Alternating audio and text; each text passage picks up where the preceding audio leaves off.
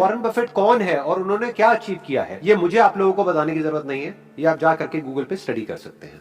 लेकिन आज हम क्या करने वाले हैं, आज हम उनकी जो कुछ कोटेशंस है उसके थ्रू उनकी थॉट प्रोसेस को डीपली समझने की कोशिश करेंगे कि वो किस तरीके से सोचते हैं। तो उनका पहला कोट है, the stock market is a device for transferring money from the impatient to the patient. इस कोट को अगर हमको डीपली समझना है तो इन्हीं का एक और कोट है, उसको भी हमको समझना होगा। That quote is, be fearful when others are greedy and greedy when others are fearful. कि जब लोग बहुत ज्यादा लालची हुए पड़े हों तब डरो, और जब सब डर रहे हैं मार्केट में तब थोड़ा थोड़ा लालची होना शुरू हो जाओ। तो अगर इस कॉन्टेक्स्ट में आप समझोगे तो अब आपको यह कोट एक्चुअल में समझ आएगा। The stock market is a device. Stock market को बिल्कुल इस तरीके से देखो कि ये एक डिवाइस के जैसा है, जिसमें से जो पैसा है वो ट्रांसफर होता है किसके पास से किसके पास में। जो लोग इम्पेशेंट हैं उनकी जेब में से पैसा निकल करके उन लोगों की जेब में चला जाता है जिन लोगों में पेशेंस है। इनफैक्ट स्टॉक मार्केट में सबसे बड़ी जो क्वालिटी है दैट इज पेशेंस। अगर आपके अंदर पेशेंस नहीं है तो स्टॉक मार्केट से जितना हो सके उतना दूर रहिए। लाखों करोड़ों लोग बर्बाद हुए हैं बुरी तरीके से स्टॉक मार्केट में, क्योंकि वो बेसिक्स को नहीं समझते हैं और स्टॉक मार्केट को कैटरेज क्विक स्कीम समझते हैं। मतलब कि अगर आप ध्यान से उनकी साइकी को समझने की कोशिश करोगे तो वो स्पेक्युलेटर्स हैं। वॉरेन बफेट एक इन्वेस्टर है और हमको इन दोनों के बीच के डिफरेंस को समझना होगा। एक स्पेक्युलेटर क्या होता है और एक इन्वेस्टर क्या होता है। स्पेक्युलेशन इज कि आप मार्केट को टाइम करने की कोशिश कर रहे हो, आप दिमाग लगा रहे हो कि अब ये स्टॉक ऊपर जाएगा, अब नीचे जाएगा, आज इतना है कल इतना हो जाएगा। उसके बेस पे आप पैसा लगाते हो स्टॉक मार्केट में, तो आप एक स्पेक्युलेटर हो। यानी कि अगर स्टॉक मार्केट में जो शेयर का प्राइस है उसके बेस पे अगर आप पैसा लगाते हो तो आप एक स्पेक्युलेटर हो। स्पेक्युलेशन में जीतना is almost next to impossible, क्योंकि मार्केट को टाइम करना इज नेक्स्ट टू इम्पॉसिबल। कोई नहीं बता सकता कि कल क्या होने वाला है मार्केट में। तो अगर आप इस तरीके से स्टॉक मार्केट में इन्वेस्ट करते हैं तो हो सकता है आप शॉर्ट टर्म में थोड़ा बहुत पैसा कमा भी ले, लेकिन लॉन्ग टर्म में गवाओगे ही गवाओगे।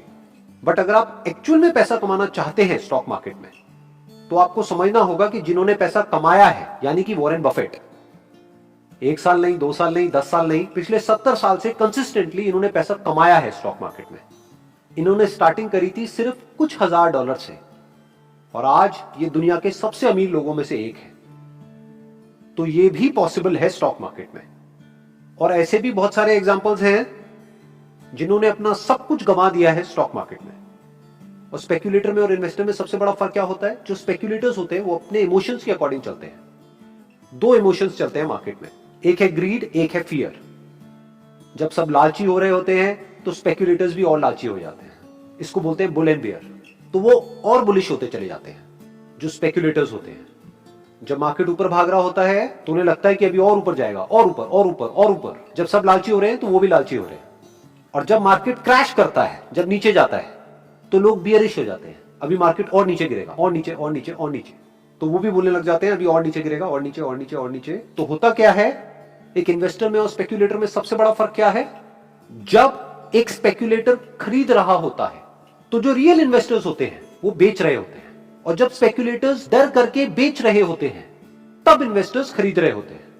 और अगर आप एक रियल इन्वेस्टर हैं, एक इंटेलिजेंट इन्वेस्टर हैं, तो आप कभी भी पैसा गंवा नहीं सकते लॉन्ग टर्म में। और अगर आप एक स्पेक्युलेटर हैं तो लॉन्ग टर्म में आप पैसा कमा नहीं सकते। जो आदमी इम्पेशेंट है, यानी जो अपने इमोशंस के अकॉर्डिंग चलता है, वो पैसा गंवाएगा, और जिसमें पेशेंस है वो पैसा कमाएगा।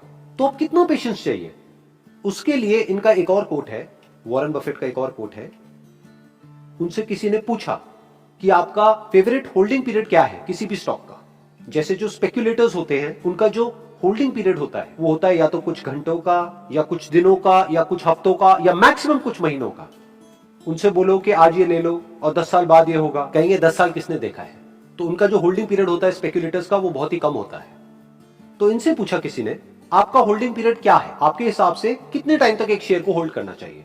तो उन्होंने जवाब दिया, वॉरेन बफेट ने, my favourite holding period is for ever, मतलब हमेशा के लिए।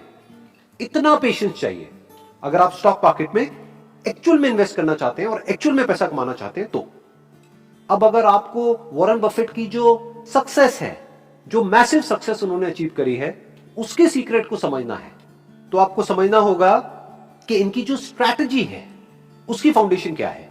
वो है ये बुक जो मेरे हाथ में है। इस बुक का नाम है the intelligent investor by Benjamin Graham. ये उनके गुरु हैं, आप कह सकते हैं। क्यों? क्योंकि अगर इस बुक को आप पढ़ते हैं तो इसका जो प्रेफेस है वो वॉरेन बफेट ने लिखा है। और वो क्या बोलते हैं इसमें, I read the first edition of this book in 1950 when I was 19, तब वो 19 साल के थे। I thought then that it was by far the best book about investing ever written. और आगे कहते हैं I still think it is. आज भी वो यही सोचते हैं, इतना कुछ अचीव करने के बाद भी, कि स्टॉक मार्केट इन्वेस्टिंग की जो बेस्ट बुक है वो ये है। तो अगर आप सिंसियरली स्टॉक मार्केट में पैसा कमाने का सोच रहे हैं या स्टॉक मार्केट में एंटर कर रहे हैं तो ये बुक आपको पढ़नी ही होगी। अगर आप पूरी बुक नहीं भी पढ़ते तो इसमें 2 चैप्टर्स हैं जो वॉरेन बफेट ने खुद स्ट्रांगली रिकमेंड करे हुए हैं। वो 2 चैप्टर्स आप पढ़िए तो आप कह सकते हैं कि इस पूरी बुक का जो क्रक्स है वो 2 चैप्टर्स के अंदर है। That is chapter number 8 and chapter number 20। इस बुक में से कुछ पॉइंट्स हैं जो मैं अभी यहां पर टच करूंगा, जिससे कि हम ये डिफरेंस को समझ पाएं कि एक स्पेक्युलेटर में और इन्वेस्टर में क्या डिफरेंस होता है। इसमें कहा जा रहा है, a stock is not just a टिकर सिंबल और electronic blip, it is an ownership interest in an actual business with N underlying value that does not depend on its share price. ये इस पूरी की पूरी बुक का essence है, ये इस इन्वेस्टमेंट फिलॉसफी का एसेंस है, क्रक्स है। जो वॉरेन बफेट ने कहा कि मैं हमेशा के लिए एक बिजनेस को होल्ड करना चाहता हूं, उसका मतलब क्या है? एक इन्वेस्टर कैसे सोचता है कि मैं मालिक बन गया हूं उस कंपनी में, उस कंपनी का शेयर खरीद करके। ये सिर्फ बोल करके आपको खुश करने के लिए नहीं है, ये फैक्ट है। मालिक कौन होता है? एक शेयर होल्डर। और उस कंपनी के जो डायरेक्टर्स हैं वो एक्चुअल में उस कंपनी के एम्प्लॉइज हैं जो काम कर रहे हैं आपके लिए। किसके लिए? मालिक के लिए। मालिक कौन है? जो शेयर होल्डर है। वो जो काम कर रहे हैं उनको तो सैलरी मिल रही है, बट प्रॉफिट किसको मिलता है? शेयर होल्डर को मिलता है। तो शेयर खरीदने का मतलब क्या? मालिक बनना एक बिजनेस के अंदर, एक बिजनेस को ओन करना। अगर ऐसी थिंकिंग आपकी है तो आप एक इन्वेस्टर हो। स्टॉक मार्केट सिर्फ ये नहीं है कि प्राइस ऊपर नीचे हो रहा है। इनफैक्ट प्राइस का उस बिजनेस से इन मेजॉरिटी ऑफ द केसेस दूर दूर तक कोई कनेक्शन ही नहीं होता है। हो सकता है बिजनेस की वैल्यू बहुत ज्यादा हो लेकिन प्राइस बिल्कुल ही टूट गया हो, बिकॉज कि अभी इमोशंस ठीक नहीं है लोगों के उस बिजनेस को लेकर के, या कोई नेगेटिव न्यूज आ गई है। दूसरी तरफ से यह भी हो सकता है कि बिजनेस में बिल्कुल भी दम ना हो, बिल्कुल बेकार बिजनेस हो, लेकिन जो उसका प्राइस है, शेयर का प्राइस है, वो बहुत ही ऊपर हो। तो जो इन्वेस्टर होता है उसका कनेक्शन मेनली इससे होता है कि बिजनेस में कितना दम है, कि अगर वो बिजनेस स्टॉक मार्केट में लिस्टेड नहीं भी होता और मेरे को वो बिजनेस खरीदना होता तो मैं कितना पैसा देता उस बिजनेस को खरीदने के लिए। वो पहले ये वैल्यू कैलकुलेट करता है, फिर उसके अकॉर्डिंग देखता है कि जो प्राइस में पे कर रहा हूं वो उस वैल्यू से कम है या ज्यादा है। अगर कम है तो बहुत ही बढ़िया है, इसका मतलब सोना हमको पीतल के भाव में मिल रहा है, और अगर ज्यादा है तो इसका मतलब पीतल हमको सोने के भाव में मिल रहा है। बिल्कुल मत खरीदना, चाहे पूरी दुनिया खरीद रही है। इस कॉन्सेप्ट को इन्होंने कहा है मार्जिन ऑफ सेफ्टी। चैप्टर 20 पूरा इसी के बारे में है कि हमारे जो इन्वेस्टमेंट डिसीजंस हैं वो गलत भी हो सकते हैं, तो एक मार्जिन ऑफ सेफ्टी होना चाहिए। यानी कि जो बिजनेस की एक्चुअल वैल्यू है, अगर आपने उतने में या उससे कम में खरीदा है तो आप सेफ हो, बट अगर उससे बहुत ज्यादा महंगे में आपने खरीद लिया है तो आप अनसेफ हो। कभी भी वो प्राइस क्रैश कर सकता है। इसमें एक बहुत ही कमाल का एग्जांपल दिया गया है चैप्टर नंबर 8 में, कि अगर आपको 2 चैप्टर भी ना पढ़ने हो और सिर्फ एक ही चैप्टर पढ़ना हो तो वो है चैप्टर नंबर 8। उसमें मार्केट को एक नाम दे दिया गया है, स्टॉक मार्केट को एक नाम दे दिया गया है, मिस्टर मार्केट। आप इमेजिन करो कि आप एक बिजनेस को ओन करते हो जिसकी की वैल्यू है $1000, और ये मिस्टर मार्केट है, रोज आकर के आपके घर की घंटी बजाता है और आकर के आज आपको वैल्यू बताता है कि आज जो आपका $1000 है वो हो गया है $1100 का। आपको खरीदना है, आपको बेचना है, और लेना है तो और ले लो, बेचना है तो बेच दो। और कल आकर के घंटी बजाता है कि आज वो हो गया है $800 का, फिर आकर के घंटी बजाता है कि आज हो गया है $1400 का। तो ये मिस्टर मार्केट क्या करता है, ये आकर के डेली आपको प्राइस बताता है आपके बिजनेस का, जो एक्चुअल प्राइस होना चाहिए आपके बिजनेस का, उससे दूर दूर तक मैच नहीं करता है। इनफैक्ट मिस्टर मार्केट को इन्होंने एक बड़ा इंटरेस्टिंग नाम दिया है, वो है सर्टिफाइड लुनेटिक। लुनेटिक का मतलब होता है पागल या बेवकूफ, कि वो पागल है, वहां पे लॉजिक काम नहीं करता है, इमोशंस काम कर रहे होते हैं। ये बुल और बियर और कुछ नहीं है, इमोशंस है।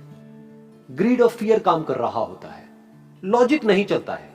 हो सकता है एक बिजनेस की वैल्यू हो 100 रुपए और वो बिजनेस का प्राइस हो 10 रुपए। ये भी हो सकता है एक बिजनेस की वैल्यू हो 100 रुपए और उसका प्राइस हो 10,000 रुपए। तो कोई लॉजिक ही नहीं है।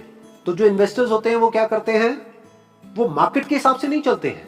इन्वेस्टर क्या करता है, पहले एक बिजनेस की वैल्यू निकालता है कि जो कंपनी है इसकी एक्चुअल में वैल्यू क्या है। मान लो $1000 है। अब वो मिस्टर मार्केट से पूछता है, यानी मार्केट में उसका रेट देखता है कि रेट कितना है, $600, खरीद लो, कोई डर नहीं है। अच्छा, वैल्यू है इस बिजनेस की $1000, कितने का मिल रहा है, $10,000। दूर रहो। चाहे पूरी मार्केट पागलों की तरह उस स्टॉक के पीछे भाग रही, चाहे वो स्टॉक मार्केट का फेवरेट स्टॉक हो, बट उससे दूर रहो। पैसा कमाया जाता है लॉन्ग टर्म में बेस्ड अपॉन कि उस बिजनेस की वैल्यू क्या है। तो आपको बिजनेस की वैल्यू कैलकुलेट करनी आनी चाहिए।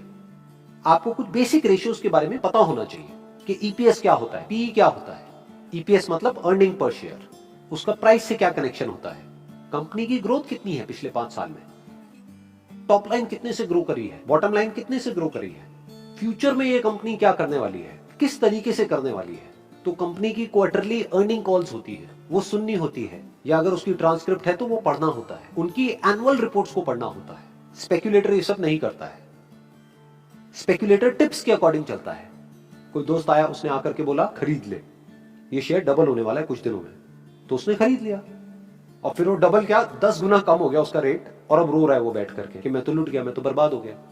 इन्वेस्टर क्या करते हैं, कंपनी की एनुअल रिपोर्ट को पढ़ते हैं, जो रिपोर्ट कई कई बार 200 पेज 300 पेज की भी होती है। क्या उस कंपनी के जो फाउंडर्स हैं उन पे ट्रस्ट किया जा सकता है, उस कंपनी के ऑडिटर्स कौन है, क्या ऑडिटर्स पे ट्रस्ट किया जा सकता है, उसका पास्ट रिकॉर्ड कैसा है, फ्यूचर में ऐसा क्या है उस बिजनेस में जो एक्स्ट्राऑर्डिनरी है, उसके पास में ऐसा क्या एडवांटेज है।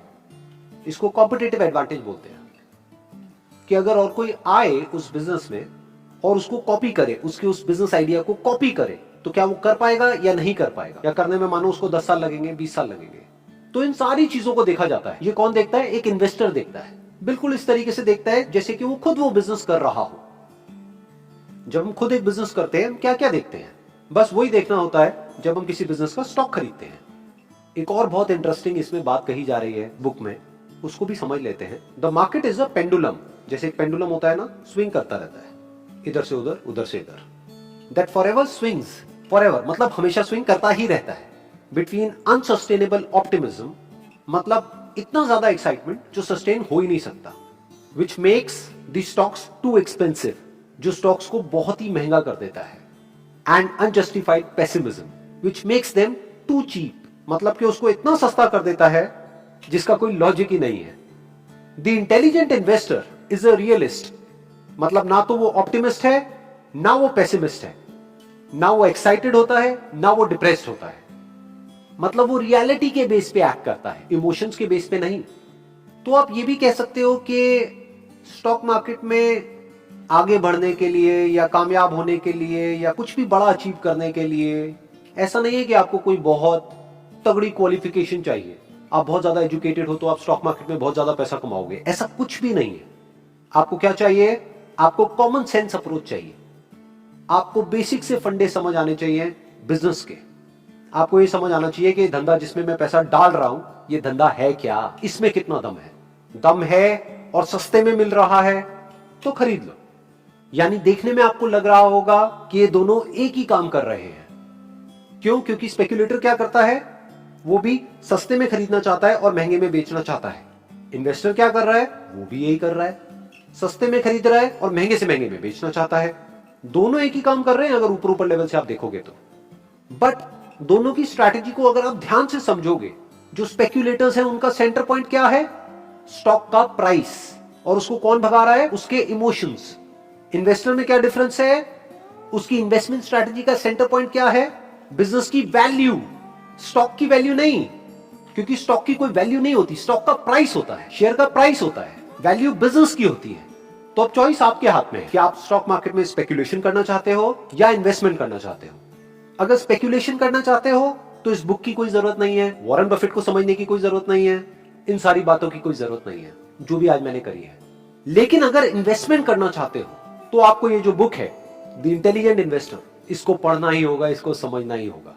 और अगर पूरी बुक को नहीं भी पढ़ सकते तो चैप्टर 8 एंड चैप्टर 20 याद रखना। Wish you all the best, thank you so much.